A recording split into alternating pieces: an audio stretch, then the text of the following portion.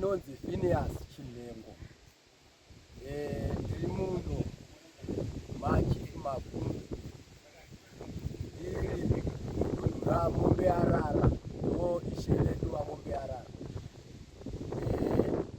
Inini ndinobva muvillage maChawatama, ndiri second sub Chawatama.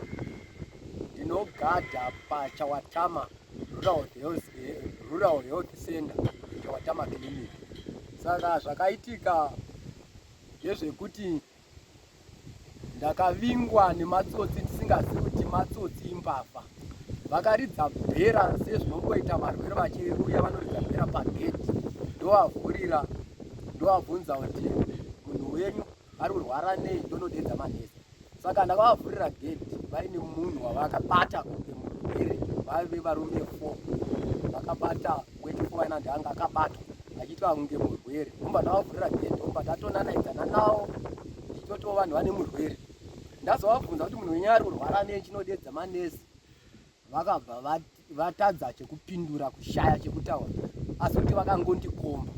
Ndobva ndatoona kuti pano pashanda. Zvadaro ndakada kubuda nepakati pavo, vobva vandibata vakati wechinyarara ukangoridza mhiri tokudi tinokubaya nebanga. Zveshuwa banga rakanga rakatobatwa. Saka vakandibvisa bhutsu, ndakanyarara.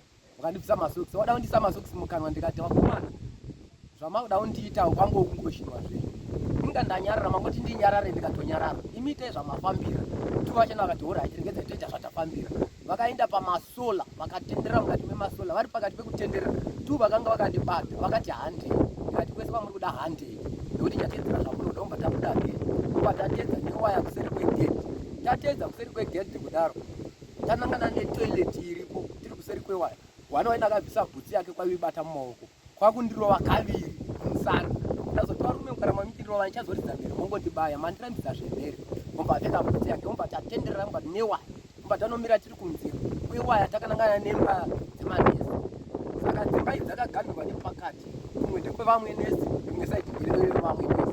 Vamwe nesi vakanga vasipo vari kubofu pamutare vari ndokwavaiva. Saka kwaive nerimwe, kwaive nevanhu, kwaive nechiedza nekuda kwemalaitsi. Malaitsi aya aitooneka zviri mukati. Saka izvi zvinhu zvakaitika kumapasti 9 manheru, vanhu vachakagara chaiko chaiko vasati vamborara. Saka vanhu vaifamba vachidongora pamahwindo nepadhoo kusvikira nesi aive mukati azoona kuti kunze kune munhu ari kufamba ari kuona azviona nepahwindo. Paakanovhura dhoo, mbavha dziya dzakanzwa kuti dhoo ravhurwa, mbavha dzatiza. Nesi achingonoteerera akanzwa mitsindo yembavha kumutiza, akazwa kuti mbavha. Ndopaakadedzera kuti mbavha vese vaivepo, vobva vamuka, vobva vangoti mbavha. Vobva vaenda pakona iwayo, vobva vangobata zipo riripo resimbi. Vobva vatanga kutsika tsoka dzavo pakati pewaya kudai, vobva vabuda vese variti. Vobva vachiuya pandaive, asi tatokwana 5. Isusu kunze tatiri 3, ivo vechi2 vari mukati vobva wayo, vobva taita 5. Mbavha idzi 4 ini wechi5. Madesadedzera kumashopusi padhuze nepakliniki avo, vanhu vakabva kumashopusi vachimhanya. Vanhu vaiva vakabva vandisumudza kuti vanondikanda pamusoro pewaya yakaita refu waya. Vobva vaita kudzikisa maoko, vobva vazondiita zvonondipotsera kudai, vobva ndanowira mukati kudaro. Ruoko ndo rwakanobata muminzwa, asi mwiri wese wakanorera pamauswa, asi ndakanowira nembabvu zvakatorwadza chaiko, kuti ndanotorwa kutomboti zii chaiko. Manesi yakazoti ngatimbovhenekai mumauswa umu, ndomadi kwasaidi kwamhanya nembavha. Vobva vashinga kuvheneka. Vamwe nesi ndo vakazotiwana, vakatoti mumwe wacho ari pano, asi ndaidza kuti ndiri pano ndakuvadzwa, ndinokwanisa, ndapotserwa ndini gadhi. Vanga vasingazvinzwi nenoise yavaita. Vanhu pavakazoti chinyararai tikombe zvanzi akari papa, manesi paakanyarara vaive padhuze ndo vakazoti ndaudi ndichichema zvanzi please makisai mutore ndigadhi akuvadzwa apotserwa pane mukati. Vobva vasumudzira waya nepasi. Vobva vanhu vaibva kumashopu vapinda nepasi pewaya, vobva vandisumudza, vobva vauya neni kuno kiliniki. Vauya neni kukiliniki, vobva ndatanga kurapwa. Ndichirapwa usiku hwose nemanesi aivepo. Vobva ndazoenda kwaMurambinda, vobva ndanzi dhokita havapo, mozouya kuX-ray kuhospital kwaMurambinda. Ndakapiwa 4 days kuti ndizouya, vobva ndatenga mapirisi andakatenga. Ndichimwa mapirisi aya ndakazonzwa mbabvu dzangu dzinenge dziri right, hadzina kuita mistake. Saka ndakazotadza kudzokera hangu kuX-ray. Asi izvi ndo chiitiko chakaitika paChawatama Rural Health Center.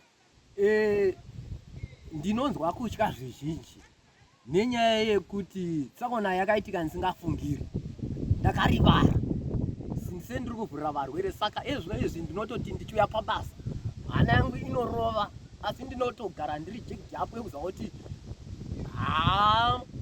chero kuvhurira mbavha hatichatenderwi, kuvhurira gedhi varwere kana kuvhurira varwere gedhi hatichatenderwi neyekuti hauchazivi kuti murwere kana kuti imbavha. So ndangogara ndiri aleti kuti munhu wese wandangoona atongopinda yatongowo mbavha nokuti wapinda nepagedhi ringi rakakiwa. Tichiri kutsvaga kuti nzira yoshandiswa ndeipi, tiri pakati pekutsvaga nzira parizvino sechinhu chiitiko chakaitika izvezvi. So chichiri kutyisa, asi tiri kuunganidzana kubva kunashe vamombe arara vari kuuya pano chimbonesana kuti poitwa sei kuti varwere vakwanisa kurapwa, nokuti urwere hunongouya chero nguva. Muno munharaunda mbavha dzakato zviri kuitika zvakawanda, nekuti tikada kuzviverenga muno muwadi 31 mune nyaya dzakadaro dzinokwana kuita 3 panonzi paMomberera Business Center, Mukondomu Business Center nepano paChawatamu. So ndiri kuti zvichidaro muno mubwera Maikari ndinotenda, ndinonzwisisa kuti kuna nesi akatobayiwa nematsotsi nembavha akafa.